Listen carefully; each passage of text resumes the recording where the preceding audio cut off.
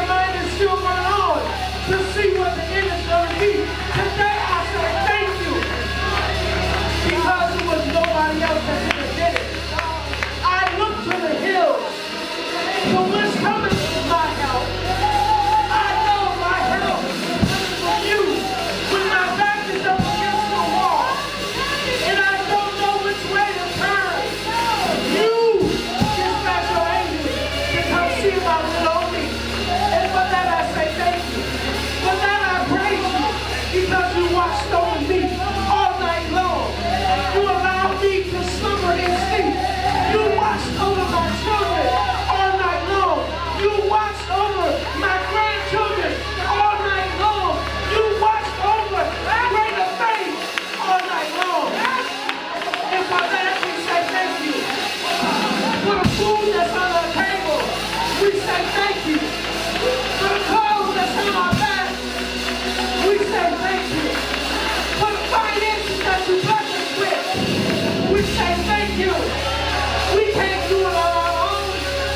We need it and depend on you.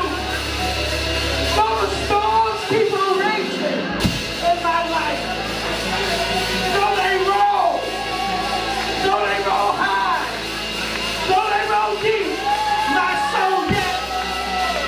soul yet is anchored. It's anchored in you. Help us to break these cycles. Help us to break the chains that hold us in bondage. Help us to set us free. We ask for you to set us free. Whatever's been holding us captive. Whatever has been holding us captive. Set us free. Set us free. You told us to cast our cares on you. Set us free. We are leaning. We are depending on you, God. You're the only hope I know. You're the only hope I have, which is in Christ Jesus. I thank you for my healing. I thank you for touching my body. I thank you for what you're doing in my life. My tests and trials, they don't come to break me. They only come to make me strong. I thank you for the endurance that I have. I thank you for the perseverance that I have. I thank you for my stability. I thank you for the power that's in your great name. I said I thank you for the power that's in your great name. Because the power that's in your name, it can move a mountain. It will find me in my lowest valley. You have never left me alone. For that I say thank you. For that I say thank you. For that I say thank you. For it's just another day. It's just another day that you kept me. And you kept me with my mind steadfastly on you. You kept me with my heart looking for you to do great things so I can be a testimony to the next person, so I can be a light to that person that's in a very dark place. I thank you for my boldness. I thank you for my boldness. I said I thank you for my boldness. I ask you, God, to use me however you see fit in my life. Use me to your glory. Use me to your honor.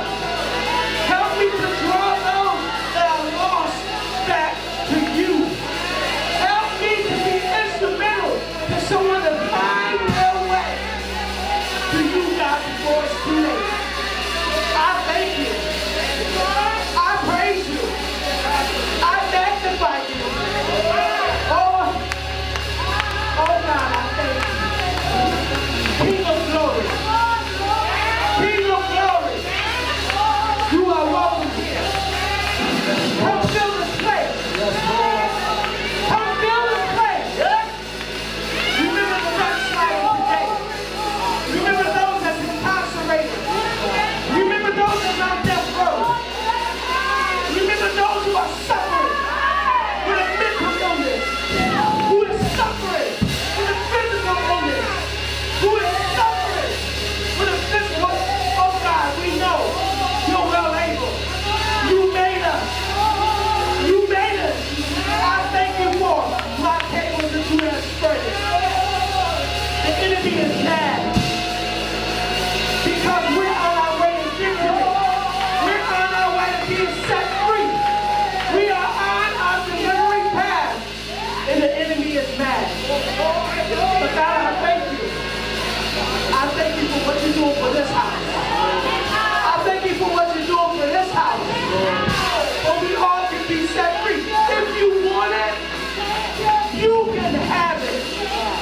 If you really, really want it, all you gotta do is reach up and grab it. It's here.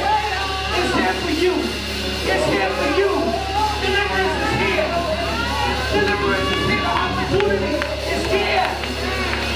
All you gotta do is reach up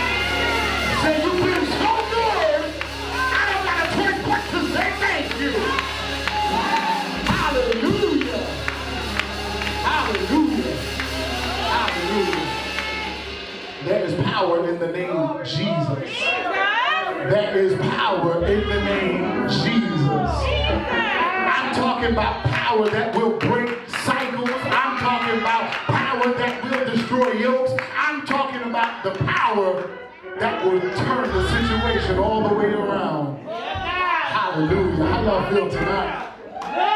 Good. I can hear Granny say, real good. Real good. Look at Angelica took off running. She felt it. She had to go to the bathroom, but she felt that later. She felt it. So, that was awesome. Where's Mother Regina? She had some water. She had, because she was coughing, and then she just went all the way in. So, you know, it works just like that. Just like that. Just like that. Just like that. We got some praying people in this church. Amen. So listen, we are going to jump right into this thing. So everybody that's supposed to be up here, y'all come on, run up here. We're going to jump right in because it's getting late. And then I don't want nobody to be talking about, oh, we was here super late. So let's jump right in this thing and let's get this going. So tonight is just a continuation of breaking cycles. So we're about to have everybody that have gone in this recent series, they're going to come up, and tonight is going to be an opportunity for you guys to ask questions. Now, it is going to be timed. So, ask your question quick, let somebody answer it quick, and then we move on to the next one. But we don't want to be too fast where we don't deal with what needs to be dealt with. But it is going to be an open discussion tonight. So until you hear the zzz, I think it's going to be louder. maybe a little loud. Until you hear that, right? So real quick, everybody's going to not cough. They're going to go through what their topic was, and then after each couple goes, and not couple, after each person goes, then we will open the floor up for discussion. So if you have any questions that you wrote down in previous weeks, we didn't get to it, tonight is your night. Amen? Amen. So we're going to start with the Wesleys. All right. Our topic, breaking cycles of non-communication in your marriage. And then we made it / relationship. So that could be with your best friend, your cousin, but breaking cycles of non-communication. And just a synopsis of some of the things that were in that.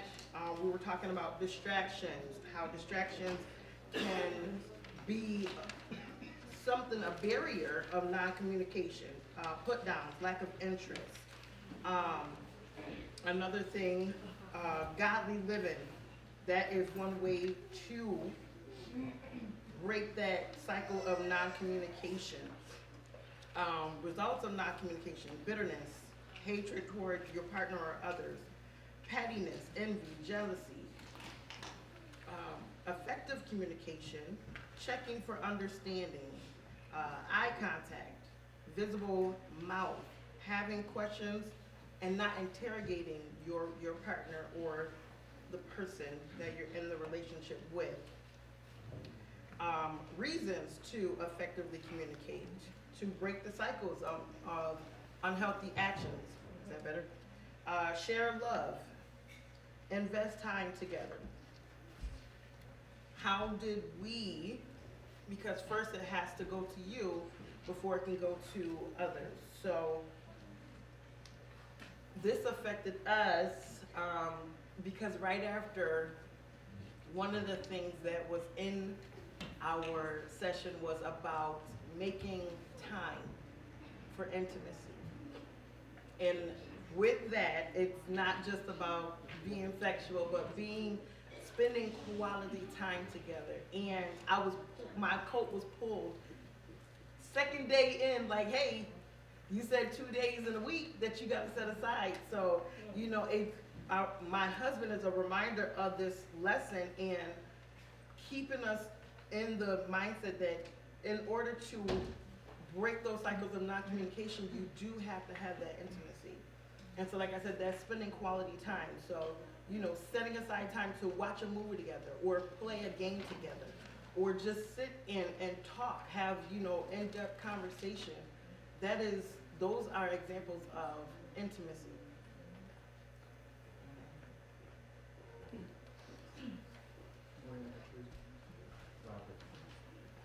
So our lesson was parental interaction and passing down traumas. Our lesson was basically, I like to sum it up as far as our interactions with children. I gave 3 things. I said we're either passing down trauma, receiving trauma, or creating cycle-breaking moments. And some of the negative effects that went along with, toxic parenting and things of that nature, and what a child can deal with, and what we as ourselves probably dealt with as a child, even when we're an adult now, being a child of our parents. We deal with feelings of foreshortened future. We have exaggerated startled responses, outbursts in anger. We're hypervigilant, and we often find coping mechanisms.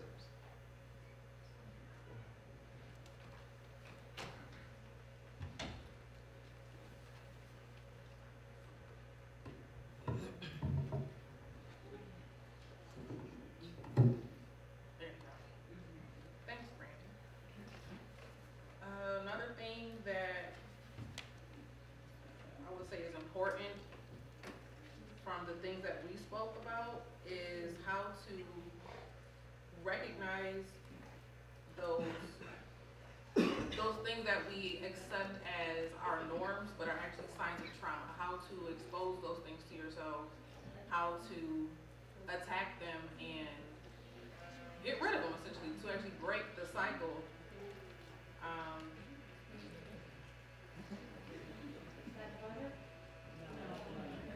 That was the buzzer. Keep going. Keep going? Okay. And then the next thing that we want to emphasize is how to fix those things, like I said, to actually break them. And that's by being an open book to testify to your children.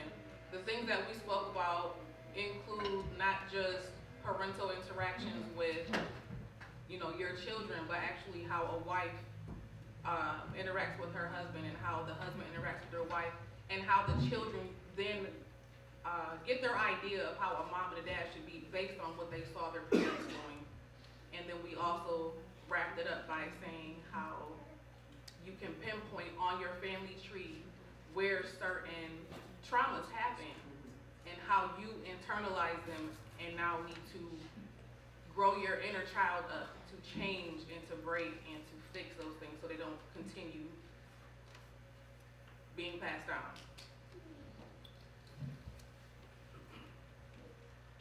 Amen.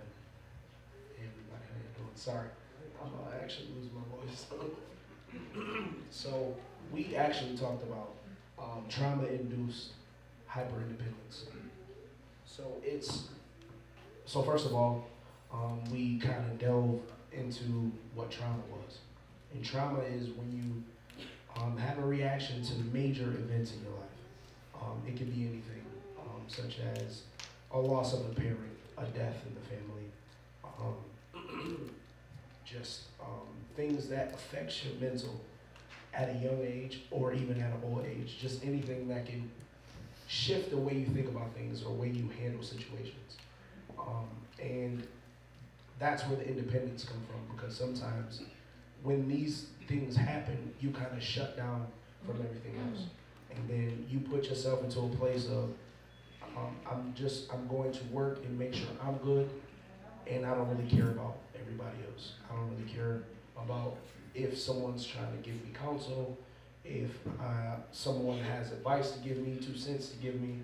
I don't really care. I'm gonna do what I need to do to survive, and I'm going to just block everything out. Now, with that being said, sometimes when you're super independent. Now, let me go back. it's good to be independent in some areas. Of course, we're human beings. God gave us the ability of free will. From children all the way up to adults, we learn things, how to tie your shoe, how to eat by yourself, things like that. Yes, that's independence, but to be hyper independent is to forget about who's over your life and to forget that God is in control. Sometimes we forget that, yes, faith without works is dead, but all of your battles cannot be fought in the flesh. Some things are not flesh. Some things you have to fight in the spiritual. That's why the word also says that we wrestle not against flesh and blood, but principalities and spiritual wickedness in high places. And because of that, you cannot be hyper independent. You cannot be by yourself because God has the power to change things that we cannot see, things that are in the spiritual realm. So it's not good to be hyper independent. Also, when you're in a relationship, when you're any type of relationship, any level of relationship, and you're trying to build something, you're trying to build a future, you run into snags, things like power struggles, you run into things like, you run into things like numbness, trust issues, and those are the type of things that you run into. And with working, you have to learn how to let some of those things go and work with your partner. We also touched on unity. That was one of the main things that you can help to overcome the hyper independence. That was the big thing. It was hyper. So when you have a trauma, then okay, you deal with it however you cope with it, however you felt necessary. But the hyper comes in when you, like he said, you forget about everything else and it's, I need to focus on this. I need to be hyper vigilant. I need to make sure that I'm on point with this and nothing else will matter. And then you take the place of God. And so that's what we're talking about with hyper independence. Now I also had my own lesson where it was just me and I touched on spiritual distractions. And so the distractions were a lot. From children to spouses to internet or social media to self. And so one of the main things I talked about was the distractions that the enemy brings, which was to steal, kill, and destroy. And that big word that I used was surreptitiously. And how he steals things surreptitiously, meaning right up under your eyes. You don't even realize it, but he stole it from you. And so I talked about the distractions that the enemy brings and how to overcome them. We talked about why God even allows you to be distracted. Why would God allow you to be in distress or in a prison of your mind or in a prison of your finances or in a prison in your marriage? Why would God even allow that? We talked about the characters that God allowed this to happen to, but he did it for a reason.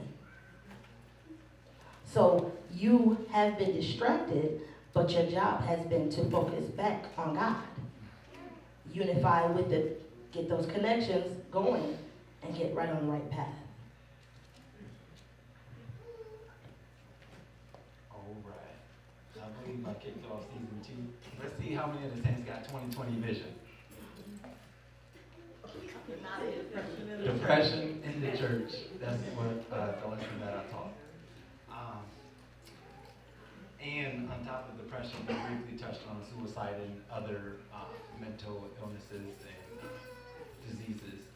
And the gist of what I discussed was being able to recognize the signs, because so many times it's easy for us to say, oh, that person is dealing with something, or they're dealing with depression. But when it comes to us or somebody from our family, somehow or another, we blind. We don't see the clear indicators, we don't see the signs. Or we have a hard time accepting the signs because we don't want to deal with it, we don't know how to deal with it, and fear sets in. So being able to recognize the signs, and then the second half of what I discussed was, now that you understand the signs, and now that you understand either you're dealing with it or a family member, a friend, coworker, anybody you know that's dealing with it, what can you do to help yourself? What can you do to help them? The different tools and resources so you don't have to stay in that cycle of depression.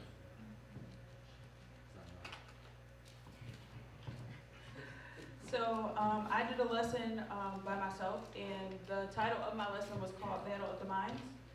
So I talked about the 3 stages that you go through, and I used the caterpillar, the cocoon, and the butterfly as the stages that you go through. You're eating up the things to be by yourself, to break those strongholds, or things that were thrown at you, and then you come out as the butterfly. All the things that were set in front of you, you use those things to get you to a new level or new space. The scripture that I used for mine was 2 Corinthians 10:4. I'm not going to read the whole thing. The last part that stuck out to me was they have divine power to demolish strongholds. So that's the last part of 2 Corinthians 10:4. And then, The one that I did by myself was demo day. Tearing down what once worked for others and rebuilding what works for you, which is basically breaking cycles, and then diving into everything else that we did. My solo one was acknowledging the fact that we have issues, and a lot of those issues come from different times in our lives, different situations, but we get to a point where we realize that we can't just keep doing quick fixes. We can't just keep putting makeup on. We can't just keep going to the barbershop. But we have to really get on the inside and figure out what the issue is. And then that kind of leads over into the one that we did together, which is an unbalanced home, unbalanced families. And we got into talking about the power of fatherless homes and motherless homes, and or both. We talked about the effects that it has on us, and some people don't realize the things that you are going through or have been through is in direct correlation with the fact that your father wasn't in the home, or in some people's situations their mother wasn't in the home, and different things like that. So we talked about being balanced in that even though marriages may break down, divorces do happen, separations happen, it is imperative that children do still have their mother and their father, because it is a necessary thing. And in order to get to that point, it's going to take some work with relationships and different things, which is why all of us have been talking. But we jumped in, and one of the scriptures was Ecclesiastes 4 and 9, verse 12. And I'm just going to read 9, which says, 2 are better than 1 because they have a good reward for their labor. And it goes on, and it keeps going from there. And we talked about Matthew. And he answered and said unto them, have ye not read that he which had made them at the beginning made them male and female, and said for this cause, shall a man leave father and mother, and shall cleave to his wife, and they shall be one flesh. So we go on to talk about the different effects with the absent male and absent female, different things like that. So that was a quick overview of everybody and everything that we went through as far as our lessons. Now we want to talk to you guys. One, we hope that you all have enough time to get questions together. Two, really quickly, we also wanted to dive in and say how it affected us. You know, just because we were teachers does not mean that we weren't still learning and we weren't students. All of this applies, and not just our lesson, but in our marriage, we have taken things from Monica and Sammy with the communication, we've taken things from with Brandon and Tracy and talking about how one thing that really stuck out, and it happened like a day or two after, is Tracy was talking about how the children will go past Brandon, Mom, everybody else just to get to Tracy, and she'll send them right back because Brandon is still a part of that household. So it happens in us where the girls will be like, they'll come to me, then they'll be like, oh no, I meant to go ask Mom. And it's like, no, well, what do you need? Or they'll get up in the morning and instead of coming to talk to me, they'll call their mom. But understanding the dynamics of a two-parent household and how it works. So for us, we've had discussions, arguments, disagreements, whatever you want to call them, but these things have come up, and we've utilized it in our marriage just from this series, and it's changed the way that we deal with things, and for me especially, it changes the way that I kind of carry myself, because I realize the important role that I have is not just to be a provider for my children, but to also be a support system, and also for them to have a relationship, to know what a father is, and all those different aspects of that, whether it's discipline, whether it's love, whether it's being a protector, whether it is being a provider. But it opened my eyes up to realize that there's things that I have to change so that I can be better, so that my children don't have to grow up with different traumas that I experienced because I was missing a parent when I needed them because they were working or different things were going on. So we want to talk about how it affects us and the things that we have taken from it. And if you all have any questions, feel free to go ahead and dive in. If you have a question right now, since he's gonna come and collect it. There we go. So I'll start with ours. Okay, I'll start with ours. Like I said, one of the first things was the intimacy.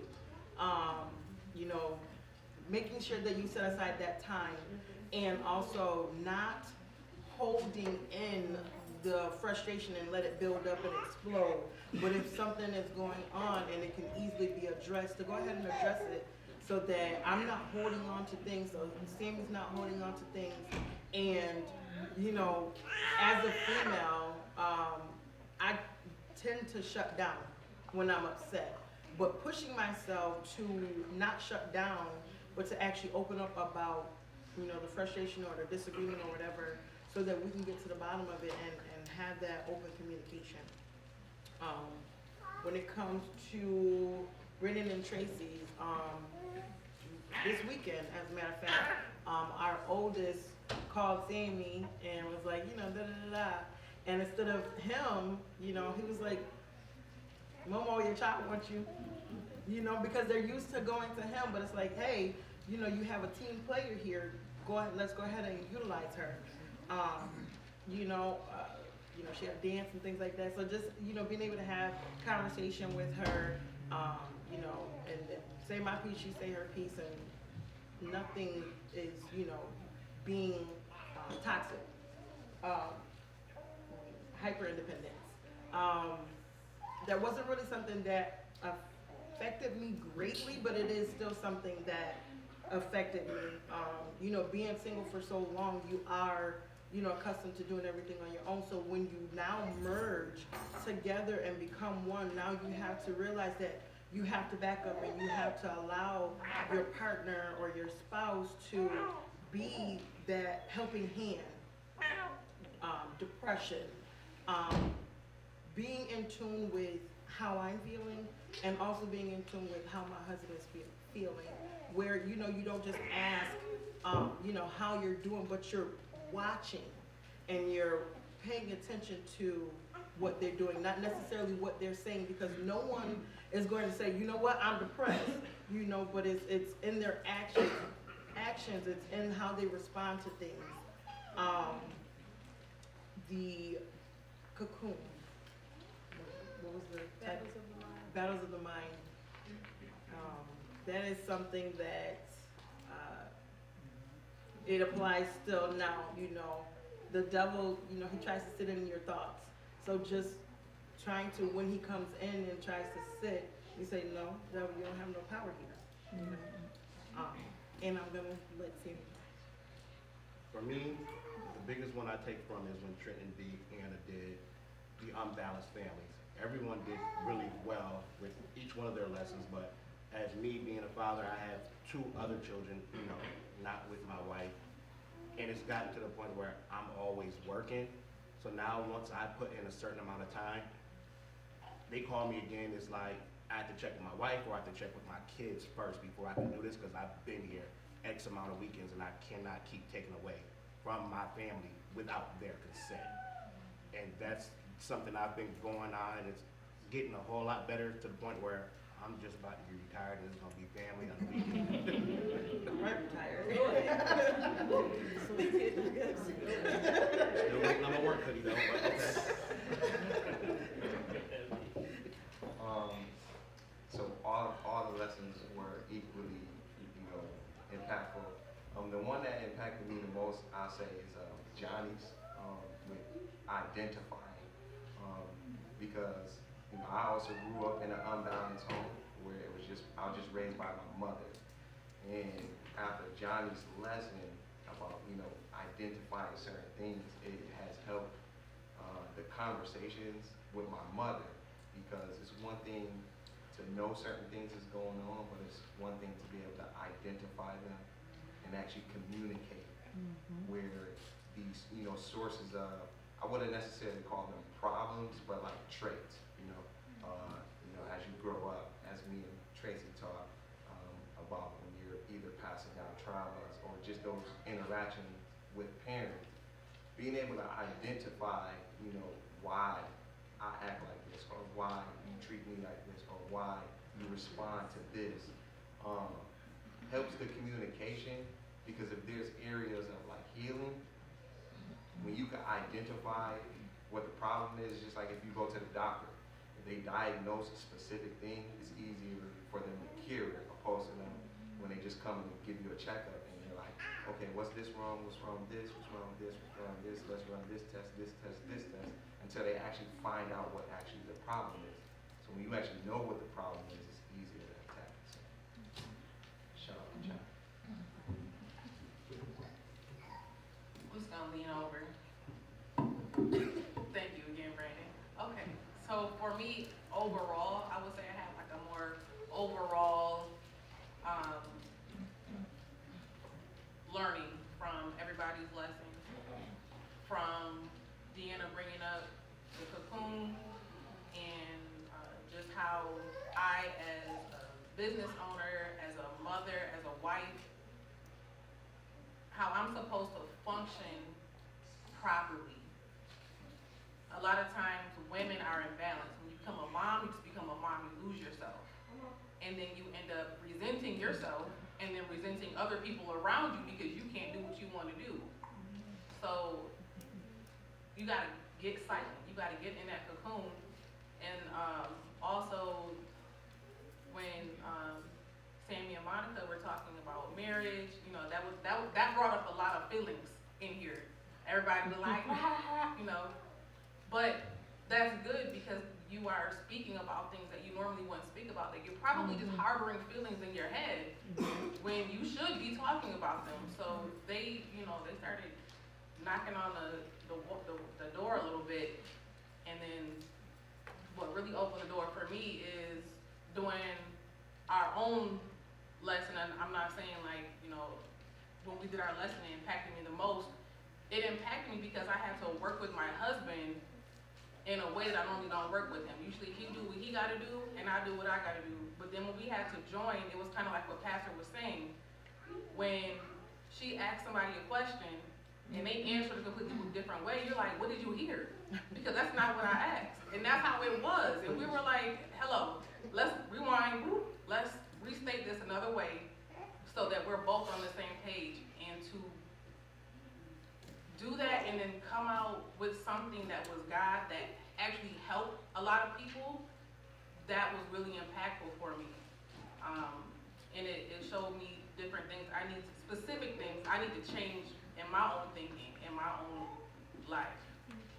And lastly, on our first slide, it said, do as I say, not as I do.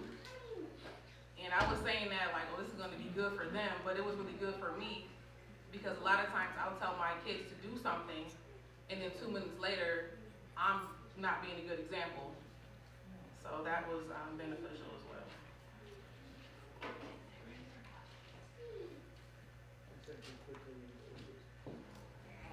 So at this time, we're going to open up the floor for questions. I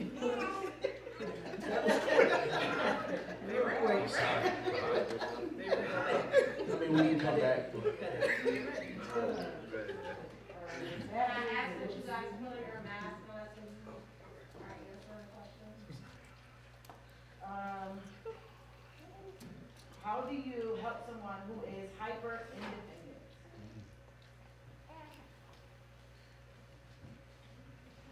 Link up with them, spend some time with them, try to see where they're comfortable with sharing, pray with them. Do you have one? I think one of our yes, I agree with all of that, but the main thing is you have to make connections with people. So in order for them to share with you, you have to start. There has to be a foundation. There has to be an initial, hey, and you have to be comfortable with this person. You know, fill them out, talk to them. You don't have to give them everything right off the top, but you have to, like I said, create those connections. I remember what I was gonna say. I'm sorry for all the but I was gonna say, you have to make sure that that person knows that you care first. Because nobody cares what you know unless they know that you care. So you have to first show them that your heart is pure. You're coming from a good, godly place, and you don't want to impose on them. You want to see where you can help. Yeah, along those same lines, I was going to say, you have to realize that more times than not, everybody has been hurt, or a bridge has been burned. So people don't just often become hyper independent for no reason. It's because they feel like somebody let them down or trauma. So you have to be cognizant of that and then build on what they said by making connections and all that. And once you build those bridges and once that person's able to let that guard down, then they'll be more apt to being able to receive help and being a team player and all those things. It's a process. It's not going to happen immediately. Trauma it can go deep. All right. How well does blended families, non-biological parents, work effectively in a marriage? One more time. How well does blended families, the non-biological parent, work effectively in a marriage? So that's a hard one. For every family and every situation is different. I'm just gonna be honest. It's different in every household, whether it's the father came into the marriage with the child or the mother came into marriage with the child. Or children. It's different if the step parents are married, or if there's two sets of step parents versus just having mom and dad. So it's all different, so that's a difficult question. But being able to work effectively, I can speak from my experience, all you can do is put the child first. What I mean by putting the child first is if you're uncomfortable, you have to suck it up. Because you chose whether you married or not, if you're in somebody's life and they call you dad or whatever, and you're in a situation like that, you chose to be there for that child. So you have to step up as either a man or a woman and be uncomfortable sometimes. That's right. It might be some Father's Day where you go unrecognized. That's okay. It's not really about you. Just keep doing what you're doing. It might be some Mother's Day where the child is with their biological mom and you have to split or something, you might not see that child till later. That's okay. It's not really about you. It's making sure that the kid does not see division between the homes. Now, more times than not, being a police officer in the city, I can tell you, more times than not, there's a lot of division in the homes. There's a lot of chaos in the homes, and that's because people let their egos get so big. Well, they're not gonna talk to me like that. They're not gonna do that. No, that they need to give me $40 for this. They need to give me no. It doesn't matter if his dad doesn't do something. I mean, it's on my plate now. If he needs sneakers, I'm not gonna call his dad and say, "Hey, Carlos needs some sneakers." No, I'm gonna go get him some sneakers. Whatever need needs to be fulfilled for that child, just make sure that you're doing that. And on the other end, as long as the person is not being disrespectful or violent towards you, please try to have a, what's it called, amicable relationship. It's not hard to say, "Hey, how you doing?" And I'm not saying you gotta say, "All right, let's go to dinner on Friday." That's not what I'm saying, because I don't do that. I'm gonna be honest. But at the same time, if he did hit me up and say, "Do you want to go to dinner?" Sure, I can do that. So the other part to this question is there still a chance that the child will still have a void because of the absent parent, or have both biological and non-biological relation? I think Randy wanted to touch on the first part. Well, no, because what I gotta say, I think kind of like touches on that. I think an important aspect of that, especially when it comes to the relationship, is when there's an addition of other children that are from now those parents that are together. It's important not to treat that child that was already there or introduced differently, because one, they're watching you a little bit differently because you're already not their parent, right? So they want to see how you treat their parent. They want to see how you treat them versus how you treat their siblings. And if they notice things are different, then even though there may be two parents in the household, in their mind, it starts to become an unbalance, right? Sort of like how Trent and Deanna was talking about unbalanced families. It can be right in the same household with both parents, with that child, and then they see how you're treating, their siblings. So it's important that you just be a little bit more extra care or attentive, and just don't treat them differently because you want to make them feel like they're part of the family, per se. So to the second part of your question, yes, there's a possibility that there can still be a void in the child's mind, because when you're a child, you don't think of things at an adult level. So the child might say, "Oh, I want to go to my dad's house." Well, if the dad's house is not safe to be there, that's going to be an issue to them, and that's going to be a void to them. But you're trying to keep them safe from potentially getting hurt or something like that, or it could be vice versa. So there's situations that can arise where to the child it might feel like a void, but as an adult, you can only do so much. There's things that you just can't control. I'm just reading this question. We got you. Because y'all keep reading that, you get my All right. How do you go on in a relationship that is not accustomed to a lack of communication? I think it should have been that is accustomed to a lack of communication. Say it again. How do you go on in a relationship that is accustomed to a lack of communication? So I will say that it is a everyday work. We had a lack of communication at one point in time. We are going on 6 years being together and 4 years married. So at some point we had a lack of communication, and first you have to realize that that is the case, and then you have to make a everyday effort for that not to still be, but to break that cycle, to say, you know what, I'm going to get out of my comfort zone of shutting down. It's not healthy for me, and it's not healthy for our relationship. So as much as I think that it's going to hurt, it actually hurts more to not communicate. Because then there's things that are assumed from the partner, that you're not saying. So it's easier to go ahead and get it out, put it out there, and then deal with it. You cannot ignore issues and think that they're going to be fixed. It doesn't work that way.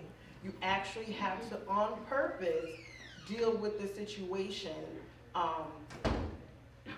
and then you can break that cycle. And you say, "What? You know what? Now it then becomes easier to have those conversations or have those disagreements, and now understand that with these disagreements, our mindset is to come to a conclusion and not just argue to argue." So again, I'll say, if there's a lack of communication, it goes back to other things we were saying. They're all intertwined and connected. So if you feel like this is my boyfriend, my girlfriend, my fiance, my wife, my husband, and we have nothing to talk about, think about something that they're interested in. For me, it'll be basketball, football, whatever, something you saw crazy on YouTube. So then you go to that person and you start a conversation like that. What does it do? It brings their walls down. It makes the conversation natural. Then you can slowly start to slide in what you really want to talk about. But if I go up to my wife and I'm like, "Babe, that dinner last night was trash," that's gonna be an issue. But if I'm like, if I go to her and I'm like, 0 to 100. I go to her and I'm like, "Babe, how was your day? Oh wow, you did this? Oh, you made that many styles? Oh, okay." So now I got her feeling good. I'm gonna be like, "So dinner last night, it wasn't my favorite, but you're still good cook." Isn't that a lot different? Yes. That opens the communication by not, I don't want to say manipulating, because it's not manipulation. Because truly, if you are interested in somebody and you're in a relationship with somebody, their interest will be your interest. It might not be to the same level, because my wife does not like sports. But if I'm like, "Do you want to go to a game?" Sure. So that means that's a couple $100 I'm spending. But you did not really want to be there, but you're there with me. So that's a part of it.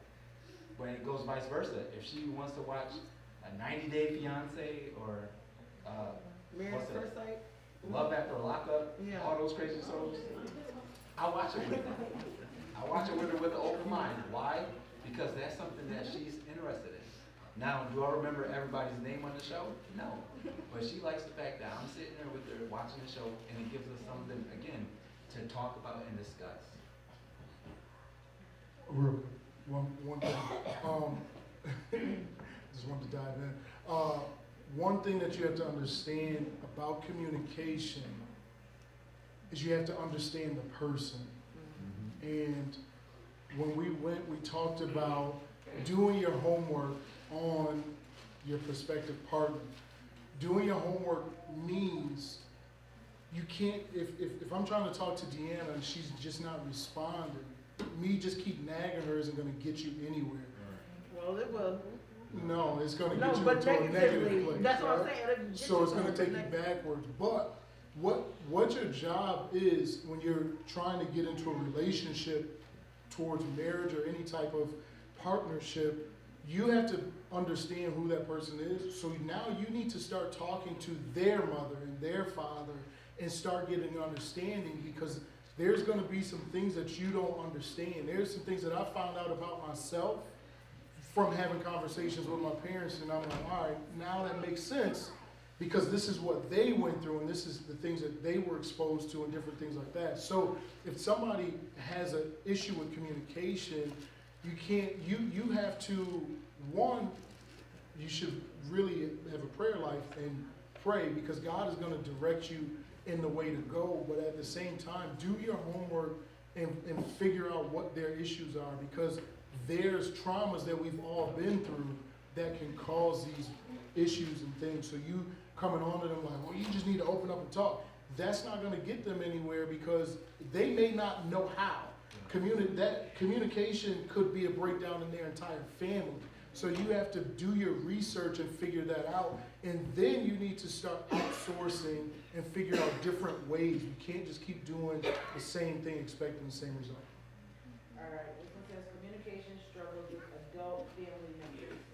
Can you set boundaries from toxic family members in the church? Yes, you can. Absolutely.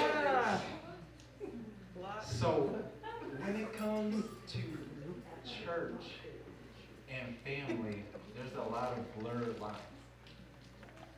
But we are all, most of us are adults, all over 18.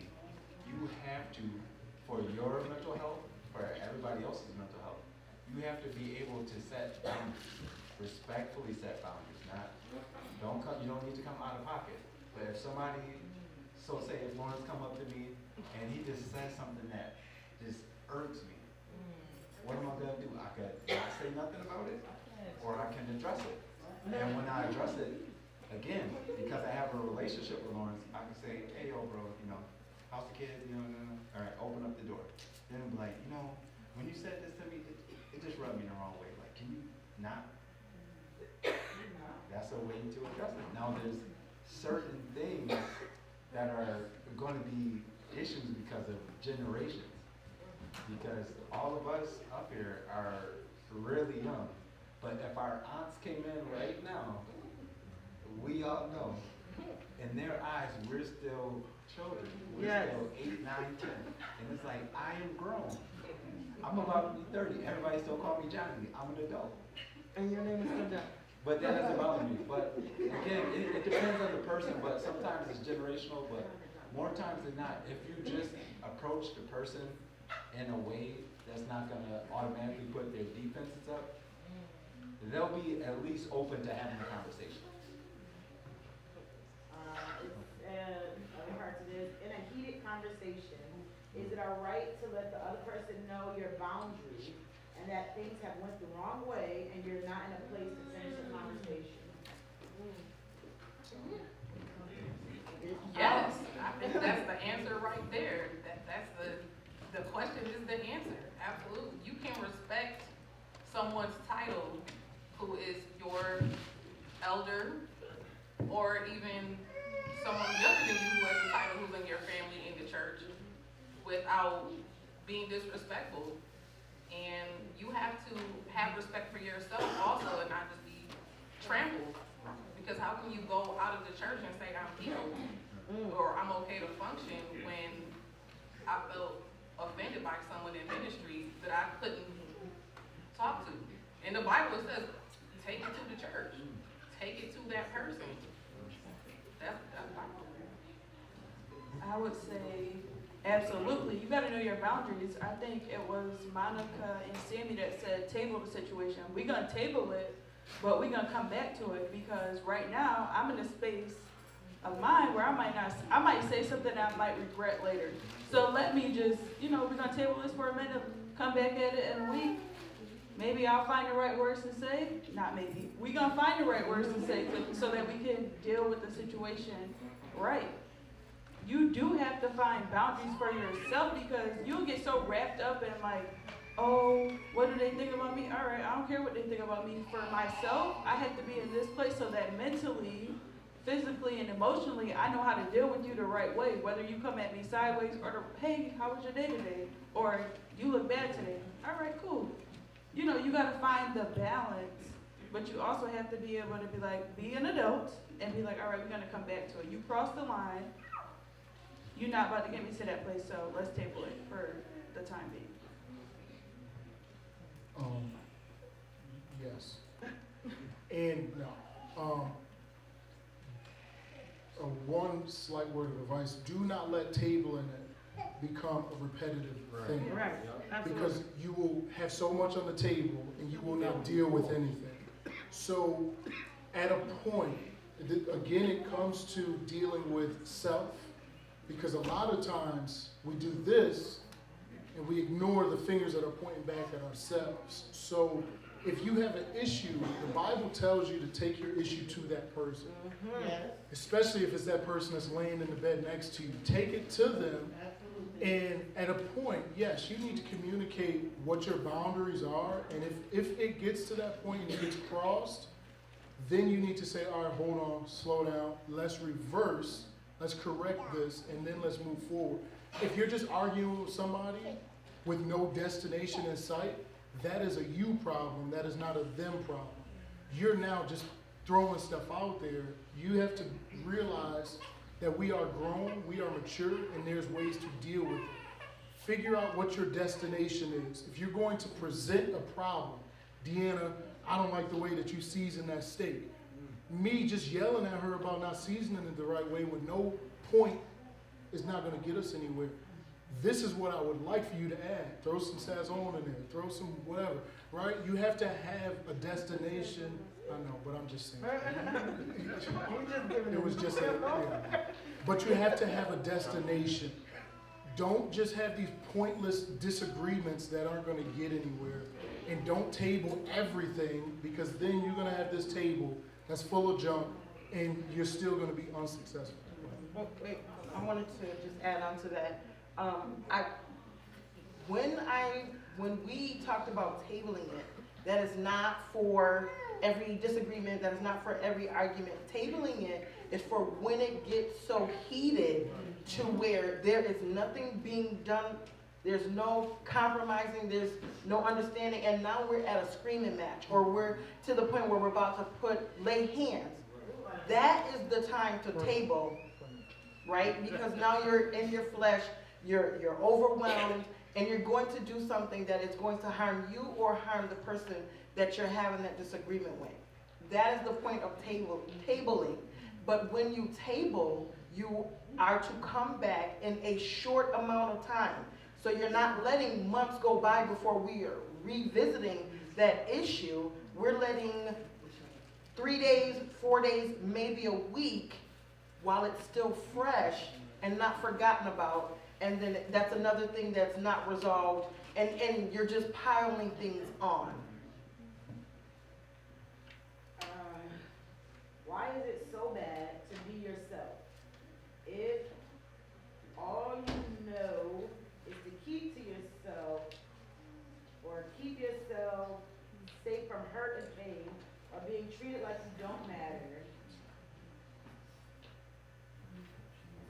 to keep yourself from saying something crazy, isn't it best to say nothing and stay to yourself?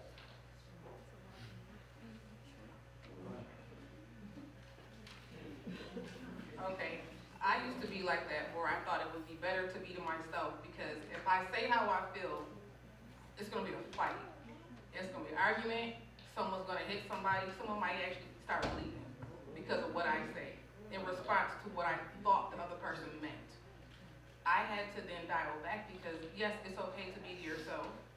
It's okay to be a loner sometimes, but if that is hurting you, and then you start being in your own mind and cycling your own negative thoughts, cycling self-harm, cycling laziness, and just being comfortable with that lower level living, then that's not okay.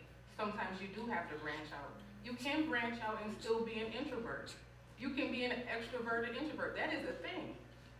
I can be goofy, I can have fun with you, and actually be sincere and mean it, and then go home and be fine being in the blanket for 3 hours. I'm not depressed, I'm not hurt, I'm cool, I'm chilling, I'm comfortable in my body, and I love myself.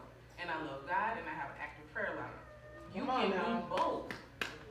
But if you are just to yourself and everything is, someone's gonna say something to me and they don't want to know what's on my mind, that's that hyper independence and hyper vigilance that you always think someone's out to get you. So I'm gonna just keep it to myself. I'm gonna just stay to myself. That's unhealthy. Also, along those lines, God created us for, with people, to need people. So if you are consistently pulling back and pulling away from people, then it becomes unhealthy. When you can't sit and have a conversation with somebody that you don't know, you should be able to have a conversation with anybody, even being an introvert. If someone says something to you, don't just be like, but being able to answer a question and have a conversation, but it can become very unhealthy, pulling back and keeping to yourself. God made us to need people.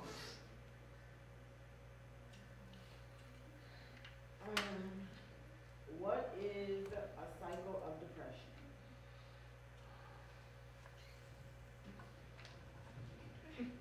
Okay. A cycle of depression. What I would say is that the extended sadness went from 1 week to 2 weeks to 3 weeks to a month, from a month to another month. And then you got into a good place, or you poured yourself out a little bit, you know, like, okay, I feel like I'm doing good now. And then one more thing happens, and you go down that slide, and now you're back to ground zero or square one. That will be a cycle. You having the depressive state, however long it is, because it fluctuates for everybody. You doing a little better because you can say, okay, well, I'm depressed. I did everything Minister Johnny told me to do. I did everything Pastor told me to do. I prayed about it, this, that, and the third. I did all those things, and nothing's helping. So you feel like you're building, and then you get another bad call or a bad text message. Somebody break up with you. You lose your job. That RG&E bill, $1,000, something. Whatever it is, that's that straw that breaks the camel's back, and now you're back in that depression. That will be a cycle of depression. How do you deal with your parents when they don't understand you? Will Smith said it best, parents just don't understand. It goes, everything that we're talking about, it goes back to having a relationship with your parents, whether you're super close or you're not very close. You still have, at the end of the day, you have to be able to speak your mind and feel safe to your parents. No matter whatever it is, it could be about whatever, but at the end of the day, if it's not your parents, whether it's an aunt or somebody else that you go close to, they could be there to bridge the gap, to bring you to talk with your parents, but you have to be able to communicate with your parents. Those are your in-house helpmates. And I was to add to that, as a child too, I think we have to get out the mindset of always pointing our finger at our parent, right? Because a few weeks ago when they were teaching, I brought up the fact that, you know, when I was young and my mom was in her 30s, I didn't realize at that age she was still growing up herself, right? So I think that instead of feeling like your parent doesn't understand you, the first thing that you should ask yourself is, am I communicating what exactly is wrong with me properly to my parents? That part. And I'm not getting on the child, but at the same time, it's very important because it's just like if I go to the doctor, if I tell him my body is in pain, he's gonna ask me where, and I don't tell him where, and I just keep saying my body is in pain, and then I get upset at him for not giving me the right answer, all while knowing it's really on my left side, in my kidney area, or on my chest, on the right side. I can't be upset at him for not being able to communicate with me properly if I'm not already communicating with them properly. So like Brandon's saying, even because as children, oftentimes you don't feel like you can directly say what exactly is going on, you have to do the best of your ability to give them the information. As someone who's not up there but up there, all of that, also we have to keep in mind that there's this generational cycle in families where people have melanin, where it's like, if you say something to me, you being disrespectful. Sit out, because that's disrespect. Don't talk, you talking back. There's like all of these levels of trauma that have been implemented into us that we didn't like when we were coming up, but we are also still inflicting on our up and coming souls. So we have to understand that, like, you know what, the communication, my child learned how to communicate from me. My child is a mirror of me, because there is nothing, until they reach a certain age, there's nothing that they learn to do without me teaching it to them. So, when you think about your child struggling with communication, did you teach them communication? When you think about your child not feeling like they could come to you, did you set up a foundation of your child being able to be honest, open, and transparent by you displaying honesty, openness, and transparency?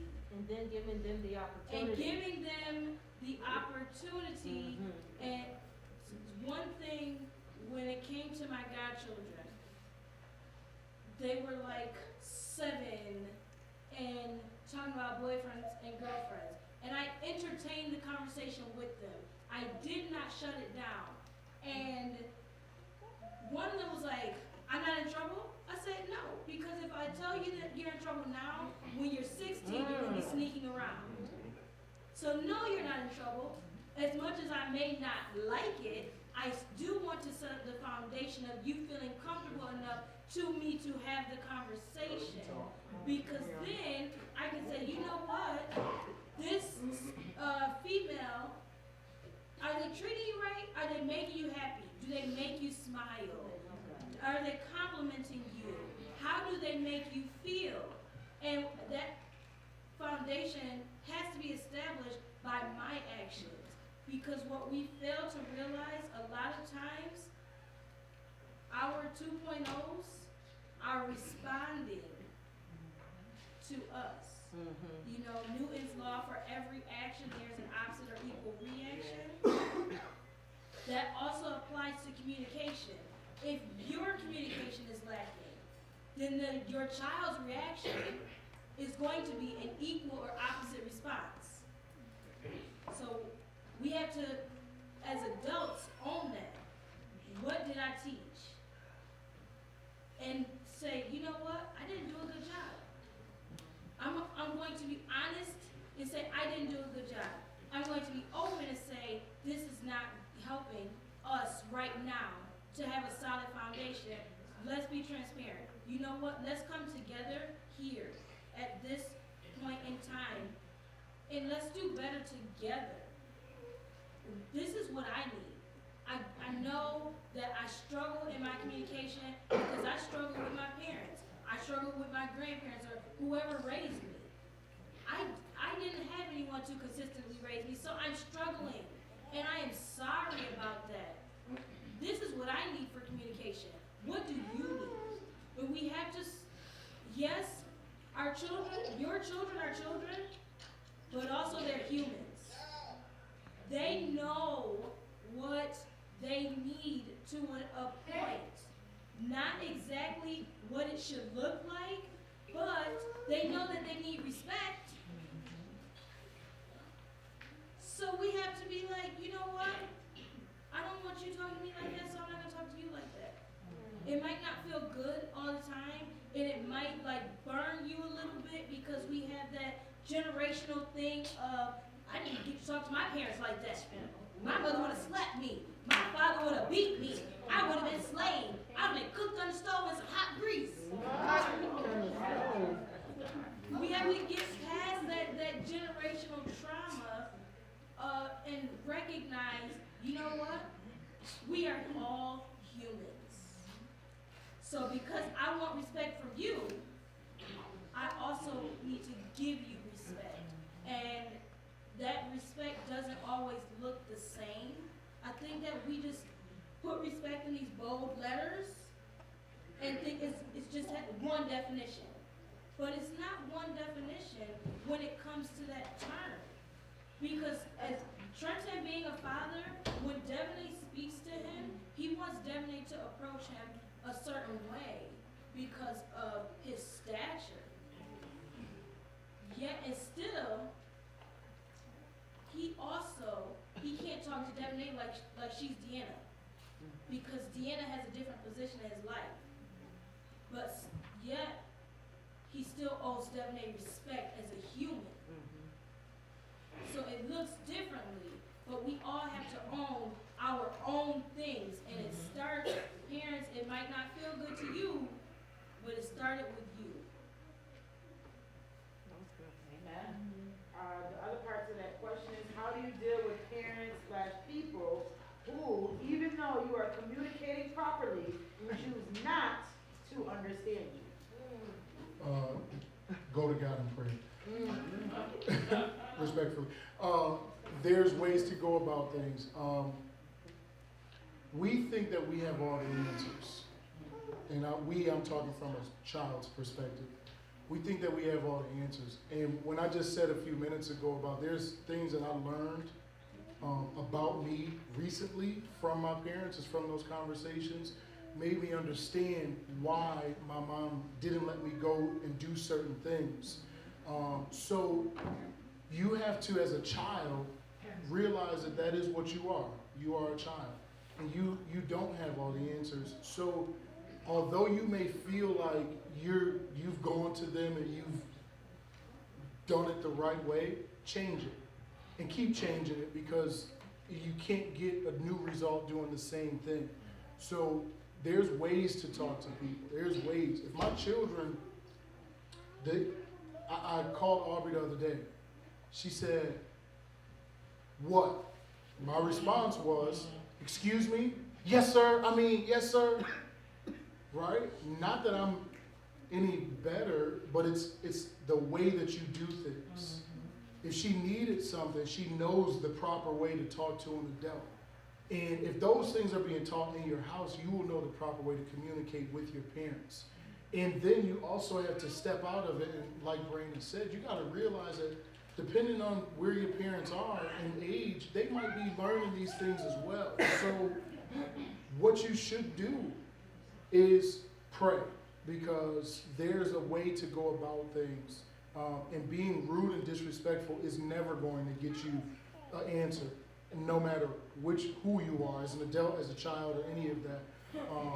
So you have to know how to communicate properly. And honestly, as children, I don't think that we actually do have those answers, and we're learning. But you as a child have to understand that, like, you got it kind of easy. You got to just go to school, clean your room, and that's really about it. And as your parent, you got to go to work. You got to make sure that you're good, feed children. There's a lot of different things. So you gotta step out of the situation and realize the different things that are going on. So that was like 20 minutes too late.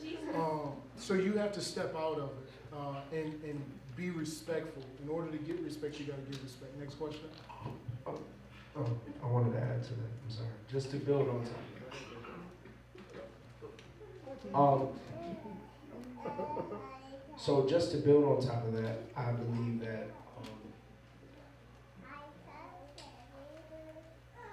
you have to, the children, I'm sorry, I kind of lost my thought process, I'm sorry.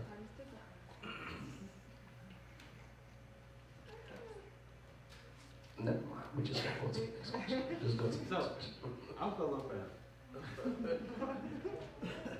like Trent was saying, as children, you have to understand that your parents are doing everything to protect you to the best of their ability. And the truth of the matter is, the world is a very ugly place. Yeah. And as children, they're trying to keep your innocence intact. Because once that's removed, and you see the ugliness of the world, and you see how people really are, and you see the harsh realities that some people have to live in and different things like that, children can't handle that. That's why as parents, they do literally everything within their power. So all you have to worry about is, if you're 5, watching Paw Patrol or whatever, oh, I didn't get that toy. Okay, that's okay. You have a roof, you have a bed, you have food on the table, different things like that. If you're older, the problems are different.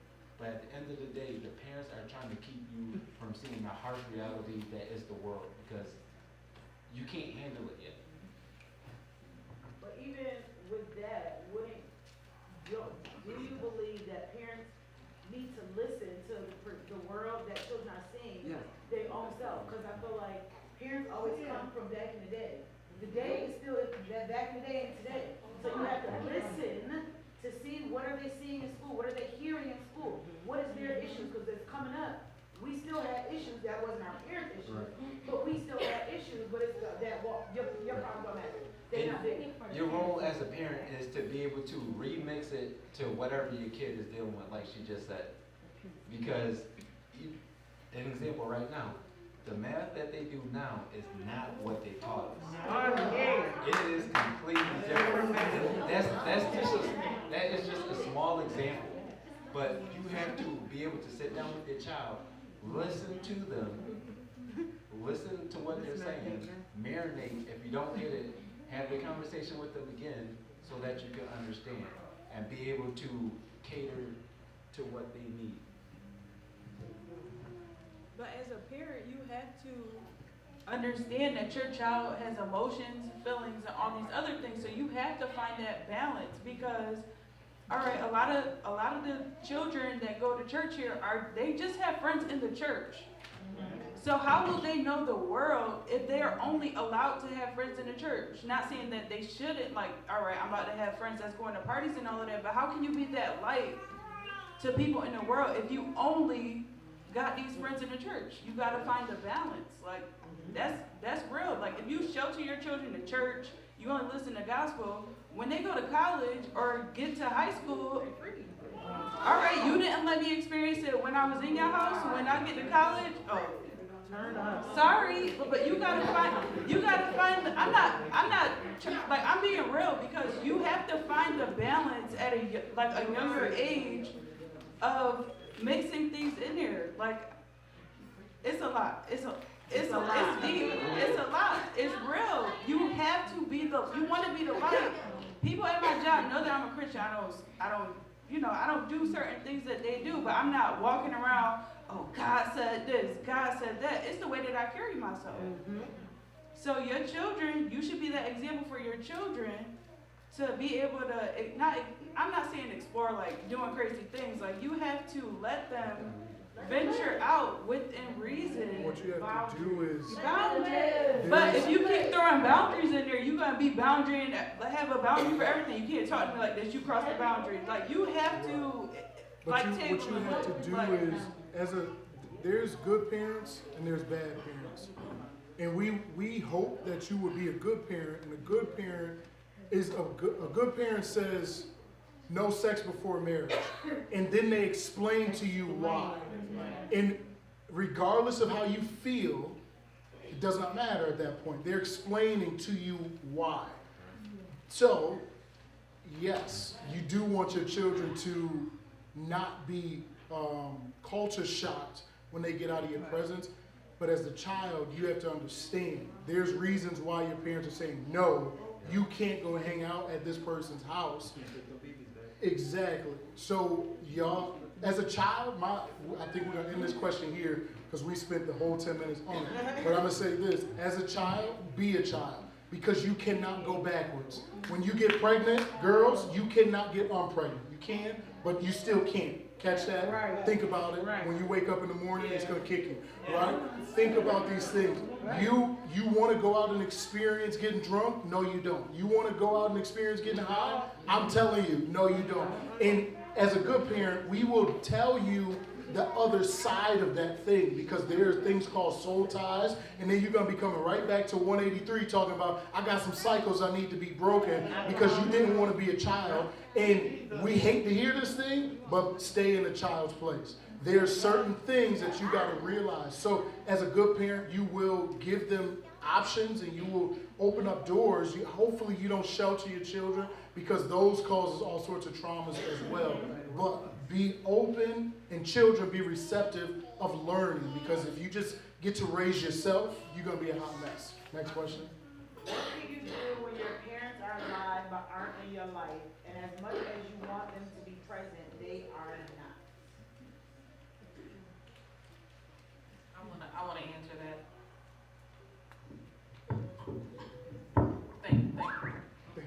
Thank you. Oh. You done stepped it up. 3 minutes left. So, if that is someone's story right now. It does take a village to raise children, so you have to know who you can reach out to that is safe. Don't just reach and whoever holds your hand, you grab them back. No. Discern, and that comes through prayer. So if your parents are not who they should be or who you think they should be, and they're not doing what you believe they should do in your life, it's okay to have a surrogate mom. I have about 3 moms and 4 dads and 10 uncles, and some of them are the same age as me, but they know more and they helped me, because children, you have to realize your parents are people. They are not superheroes. They are not people who leave out at night and save the world. Brandon said he's a superhero. Somebody else did too. I'm not. And I tell my children how I feel. So if you feel like your parents are not it, they're just letting you down left and right, please reach out to someone who can help you and be that additional step-up parent for you. Last question. When you have acknowledged the trauma from your past and moved past the lack of a father or male influence, is it important to be the influence and examples for other male, boys, youth walking the same road you walk? Yes and no. Know your qualifications. So if you lacked a father, then you can only deposit as much as you have in your bank account. So there's certain things that you qualify for, and then there's certain things that you don't. And the expectation should not be because you're a man, now you're a father figure. That expectation does more harm than it does good. What you can do, one, when you know that there's a void, you figure out, just like what Tracy was just saying, you go and get the proper necessities and help that will take care of that. And then when you are in the position to offer something, then yes, you can. But what we have to do is be honest and say what I can handle and what I can't. What I appreciated when we were talking, Deacon Lawrence started shedding light on his situation. He said, I didn't have my father in the home. So it's things that he was lacking, and now someone throws it and says, well, you're a man and you got children, be a role model. That's a lot of pressure when he's sitting there saying, listen, I didn't have it, so I'm not really sure how to give it. He was talking about how he had to ask his wife, tell me about your dad and the things that he did. You have to, yes, we want a father figure. It's a necessity. And to every male that has children, your children need you. I'm going to put that out there. They need you. And not the money that you bring to the house. They need you. They need your life experiences. You are part of their custom makeup. So the things that stepdad and stepmom and other people can't feel, that's because they came from you. There's certain things, and I'm a true believer in this, is that there's certain things that only a biological parent could give, because they understand what that makeup is of that child. When my children are doing certain things, I'll be like, yo, that is me. And then I'll be like, that is all you, and that's for you to deal with. So you have to understand these things and know what your capabilities are as a male and as a female. If you know that you have these traumas, you are now about to take your traumas, because somebody said it, when you experience a trauma, you are still at that same age. It does not matter that I'm 30, I'm still stuck at 15 years old when that situation happened. So now you're going to take your 15-year-old self and you're going to cast that off to the next person. All you just did is continue the broken cycle of regurgitating negativity. You have to step back. That clip that we played, knowing and understanding what a man needs and knowing and understanding what a woman needs, you have to start doing, dive a little deeper. Go outside of your yes crew. Go and talk to somebody and do some research on your own that's going to shine some light on different things. You think, like I said, we think that we have all the answers, and we don't. We don't have it as adults. We don't have it as children. We don't have it as parents. I don't have it as a husband. My wife doesn't have it as a wife. When you get to that realization in life, then you're now starting to mature and realize there's some things that you can, go out and attain from having conversation with other people.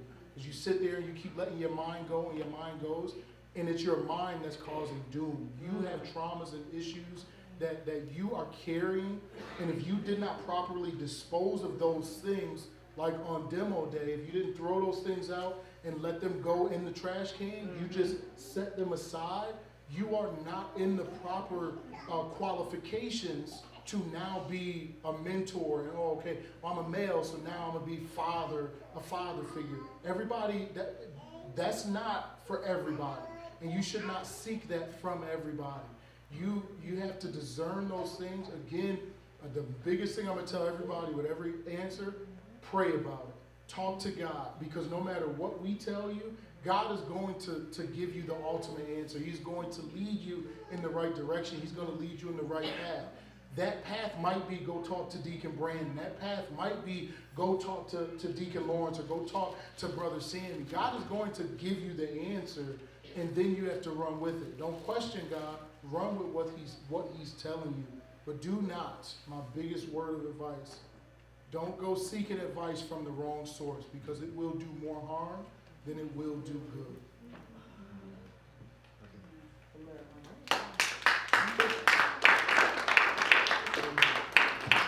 Amen. So we thank everybody for your questions. We thank everybody for your answers. Again, we're going to tell you that this is not the end of this series. It will continue. I'm sure there's still some things that we did not cover. We will continue to get into these, but we are probably going to start doing, and just something that came to me with the males. I do want us to start. I want us to get together and talk, because there's some things that these younger brothers need from us. So we're going to start depositing into them. But before we can do that, we want to make sure that we are in the right position to do so. So we're going to start doing some smaller circles and conversations and different things like that. So again, we thank everybody for your participation. We thank everybody. And at this time, it is offering time. Keep Pastor lifted in prayer. We all know that she is